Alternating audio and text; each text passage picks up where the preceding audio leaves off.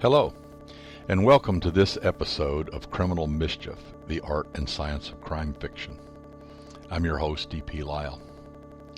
Today I want to talk about a topic that seems to be popular among crime writers, and that's amnesia. You've seen it many times where someone gets knocked on the head and doesn't remember anything. But is that true? Does it really happen that way? And if so, how? And how do you use that in fiction? Now, as I said, amnesia has been a part of all kinds of fiction for a long time. I mean, Jason Bourne, in The Bourne Identity is the classic example. He had no idea who he was, but he knew people were trying to kill him, and he knew he had special skills, but he did not know where those came from. Interestingly, that character was apparently based on a real-life case of a guy named Ansel Bourne. Same spelling, B-O-U-R-N-E. And he was maybe the first documented case of true amnesia, and that was back in 1887. So life supports fiction, or produces fiction, as it were. Also, Agatha Christie suffered a very famous brush with amnesia back in about 1926 when she disappeared and was found in a resort treatment center of some type and claimed amnesia. This has been argued about back and forth. Was it real? Was it imagined? Was it a scam? What was it? It was probably real, but who knows? So amnesia's been around a long time, and it's been known about for a long time, and it's been used in fiction for a long time. Now, I received questions from writers over the last 25 years, and not infrequently they will deal with some form of amnesia. So, as I said, it remains a very common topic. In fact, the questions regarding amnesia, I think, appear in each of my 3 question and answer books. But one of the best I received, and I think it serves as a good jumping off point to discuss amnesia and how you might use it in your stories, what it is, how it works, etc., etc. And so the question basically asks, how hard would someone have to be hit in the head to be knocked unconscious? Is there a particular place on the head that you would hit someone that was more likely to cause unconsciousness, and how long would that last? And then, how hard would the blow have to be to cause partial or temporary amnesia? And what sort of things would the people forget in this situation? And how long does that usually last? And what sort of physical symptoms does the person? Well, that's a huge question. And obviously, amnesia and head trauma and all that is a huge topic, but not insurmountable. So let's talk a little bit. In medical terms, a blow to the head is called blunt force trauma. And it can come in a lot of different flavors. There can be simply a concussion where someone's hit hard enough to at least get wobbly and woozy and sometimes lose consciousness. It can be more serious in that there can be a cerebral contusion, which is basically a brain bruise. And this means there's an area of the brain where there is blood actually within the brain tissue. And then there's what's called epidural and subdural hematomas. I won't get into the distinction between the two, but basically it's a blow to the head that causes bleeding inside the cranial cavity but outside the brain. So it's in that space between the brain and the skull. And as this accumulates, it can compress the brain and lead to deadly consequences, such as stopping breathing and dying. And that's the kind of thing that they do. They drill into your skull to relieve the blood clot, or they open up the head to get the blood out and repair the brain as best they can, which is not easy to do. So these are various gradations, but they're all caused by the same injury, which is a blow to the head. And how severe and what type of injury will determine the treatment. But in any of these, I guess I should point out first, this can happen with or without a fracture to the skull. You can have severe brain injury without cracking the skull. I mean, this happens all the time, particularly subdural hematomas and cerebral contusions, brain bruises. So how hard does someone have to be hit? Well, hard enough. It varies from person to person. You see boxers get caught with a left hook and they go out. and they're on the canvas and they're out for a few minutes, then they wake up complaining that, the guy got in a lucky punch. That's a concussion. By definition, that's a concussion. And if bleeding occurs, then the guy ends up in the hospital and bad things happen. But typically, the guy wakes up and is none the worse for wear a few minutes later. But that's a concussion, and that can lead to loss of consciousness. So just a left hook can do it, much less a 2x4 to the head, or a baseball bat, or a car accident, or a fall downstairs, or a fall from the third floor balcony. All of these things can obviously cause significant head trauma and can lead to loss of consciousness and ultimately amnesia that we're going to get into. Is there a particular area of the brain that has to be hit? Not really, particularly when you do with memory. Memory is very complex. We don't understand it actually very well at all, but it involves a lot of areas of the brain, and the interconnections there is. You start trying to remember something. And a lot of people use visualization. They will visualize something, and that'll bring up somebody's name. Or they use word associations, or some people even put numbers with stuff. But it's something that helps find the right drawer where this stuff is filed. And the brain is a big filing system, and it has all this data in there. And retrieving it requires a cognitive function enough to go track this down and find it. So memory is very complex. So it really doesn't matter where you get hit, you can have amnesia. Okay, fine. So you get a blow to the head and you start forgetting stuff. Let's get anterograde amnesia out of the way first, and then we'll talk about retrograde, which is by far the most common. Antero means forward, retro means backwards. So anterograde means forward memory. Well, that's kind of a weird word. But this was in the great movie Memento, and if you haven't watched it, do. It's fantastic. But this is a guy, for whatever reason, could not form memories. He would remember stuff for a minute or two, but then it would disappear. And so what this means is the brain is taking in information, it's taking in conversations, it's taking in what the person sees and tastes and smells and all of that stuff, but it only gets stored temporarily, and in a few minutes it evaporates. It doesn't really evaporate, but what it means is kind of like looking for a file on your computer.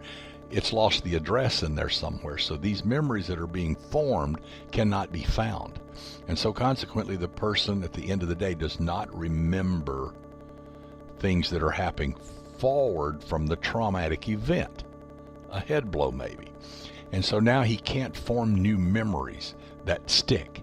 And so all the things that happen, you don't hold on to and you don't really know. And this is what made this movie so chilling. I remember there was a scene in there where one of the bad people was telling the hero of the story, said, I could tell you anything, you wouldn't remember it in 5 minutes. So that's very chilling. So this guy resorted obviously to writing notes, even tattooing stuff on his body, any way to remember stuff, because he knew his memory was very short-lived and it was going to evaporate. Anterograde amnesia is extremely rare. And it's difficult to understand the mechanism of it, but it happens.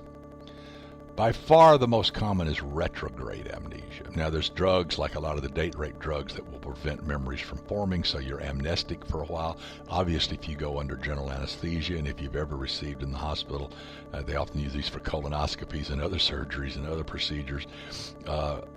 Versed is basically a date rape drug. What it does is it prevents you from forming memories. It kind of blocks the memory production.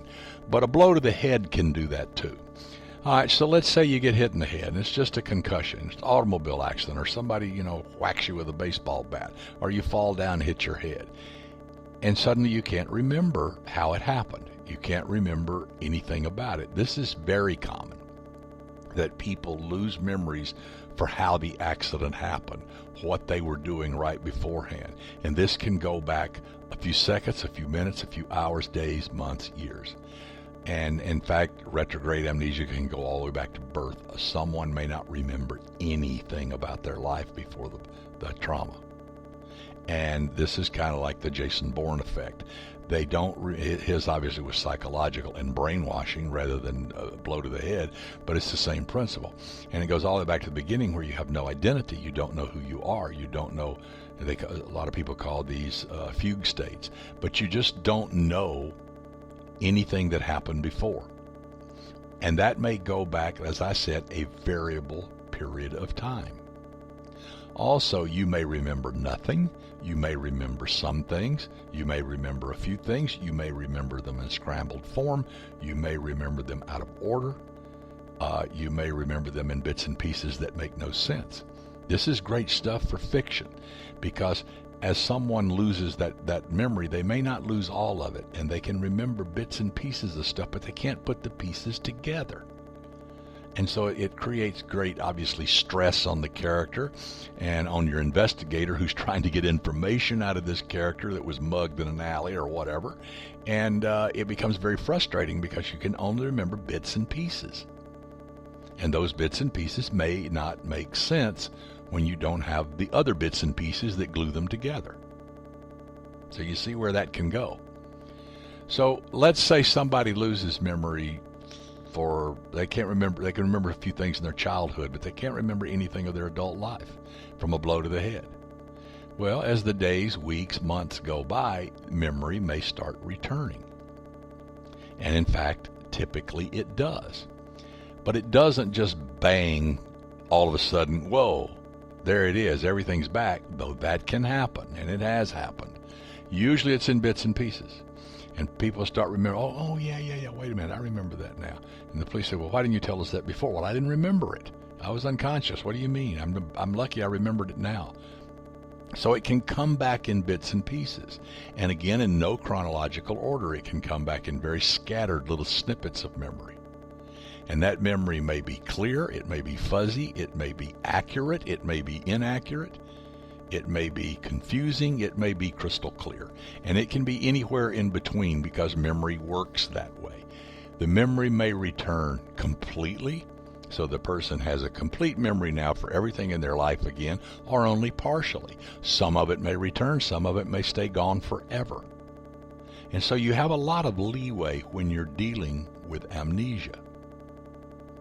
And so it can go away instantly. It can go away later. It's usually retrograde. It's usually for a few minutes, a few hours, a few days. The loss of memory can go all the way back to day one, or it can go back a few years. It can come back in fits and spurts, or all of a sudden. It can come back completely. It can come back partially. It cannot come back at all. So when you're dealing with this subject, this topic in a character, you really have a lot of carte blanche. You can pretty much write it any way you want. The person remembers or the person doesn't remember. Or the person may be faking amnesia. Now this happens all the time. People get caught doing a crime and the police say, well, I don't remember. Well, come on. Now, there's a street fight, and there's gunfire, and there's people fighting, and somebody gets run over by a car, and a bomb goes off in a house, and all this stuff, and you don't remember any of it. That's suspect, especially if you haven't been hit in the head and knocked unconscious. So I don't remember, officer. I don't remember what happened. I don't remember what I did. That's a convenient defense. But guess what? It can also happen. Traumatic experiences do not have to be blunt force trauma, like we talked about, a blow to the head. They can be something very psychological, and people will shut down when they see something so shocking that suddenly their brain just fries and they don't form memories, and they start losing memories from the past. This can happen. Again, these often come back. There's an unusual form of, I mentioned a fugue state earlier, and that's kind of like where life is going on, but you don't understand it. You're kind of off in a fugue somewhere, a fog somewhere, if you will, and things aren't real, and you don't form memories of them. This happens quite frequently. One of the things is temporal lobe epilepsy. Now, the temporal lobe sits in the part of the brain that's right around the ears, right above the ears on either side. And it has to do with emotions. It has to do with interconnecting memories. It has to do with actions, with anger, with fear, with the amygdala lives in there, which is kind of, if we had an id, that would be it, and it's an unusual part of the brain, but it controls, it is involved in memories, and it's involved in emotions, and it's involved in piecing things together. So it's an important part of the brain. Well, seizures can occur there. So what is a seizure? A seizure is where electrical activity happens in an area of the brain. Now, that's also a very huge topic, but it's a fascinating topic. We most think of seizures as what we call grand mal seizures, where someone goes down and starts shaking and frothing at the mouth, maybe wet their pants, maybe bite their tongue, all this stuff. And to the uninitiated, they can be quite frightening. And to the person that happens to, it can be quite frightening, of course, once they wake up. Now, they don't remember anything during the seizure because the brain is firing electricity all over the place and isn't really, you're kind of out of it. Seizures can also be local, meaning there could be a blow to the brain that caused a little scar, or there could be a tumor or an infection of some type, and it causes one area of the brain to fire, so that maybe the arm starts seizing, it starts jerking, but the rest of the body's fine. So the seizure activity doesn't leave that area of the brain that controls that arm and spread globally and cause a grand mal seizure. It stays local.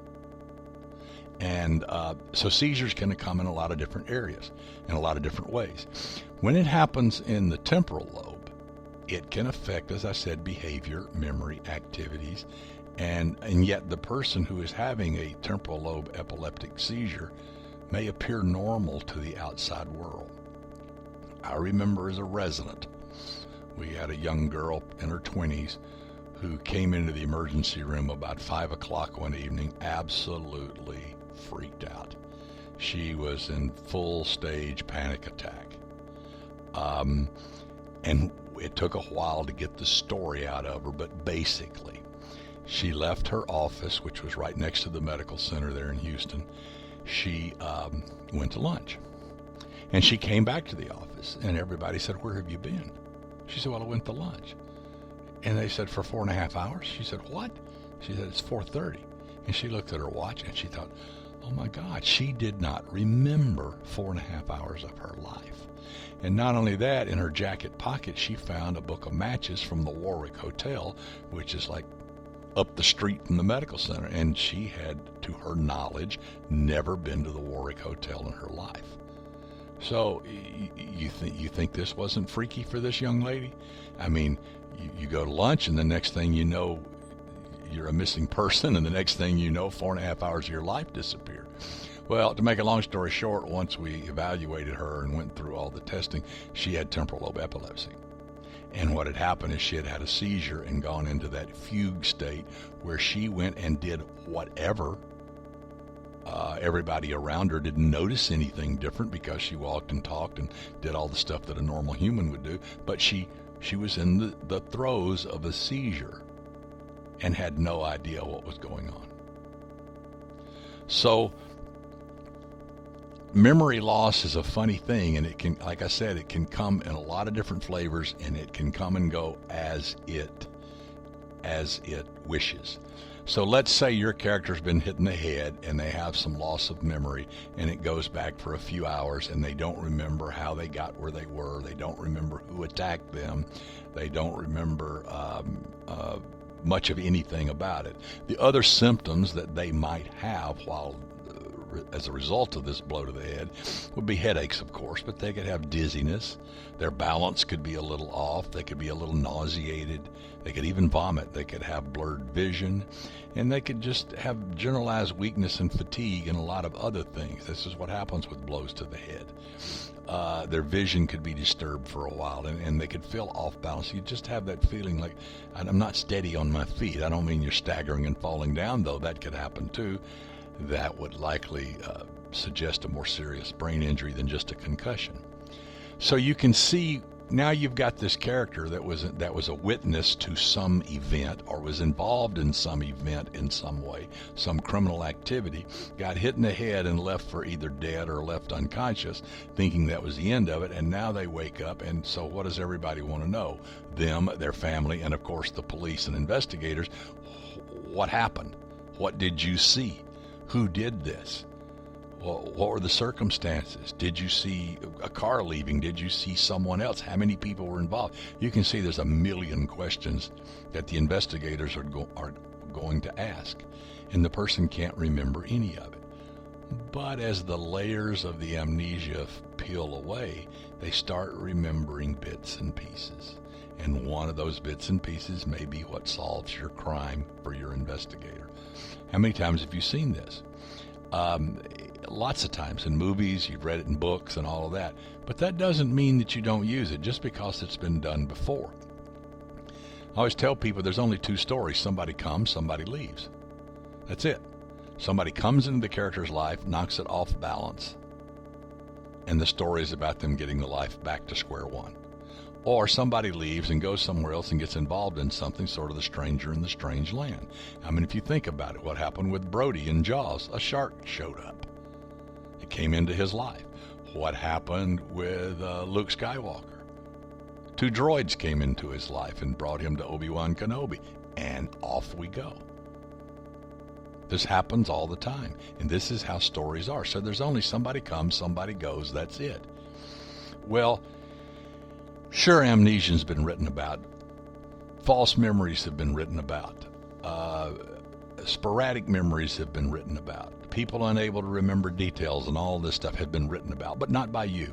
So don't be afraid to use amnesia in your story. I just hope that this little brief discussion has helped you use it a little bit better. Now, put some, as always, I put my show notes on my blog and on my website, and you can go there, and there's some links that talk about Ansel Bourne, the Jason Bourne person that Jason Bourne was based on, as well as his true story as maybe the first documented amnesiac. And then I put a link about Agatha Christie's ordeal, which is just fascinating. And then another article on what amnesia is and how it works, and etc. So hopefully all of that will help you. So I hope this has been useful. I hope it proves useful. Carry on with your writing. And until next time, this has been D.P. Lyle here on Criminal Mischief, the art and science of crime fiction. As always, this is a copyrighted broadcast from the Authors on the Air Global Radio Network. Until next time.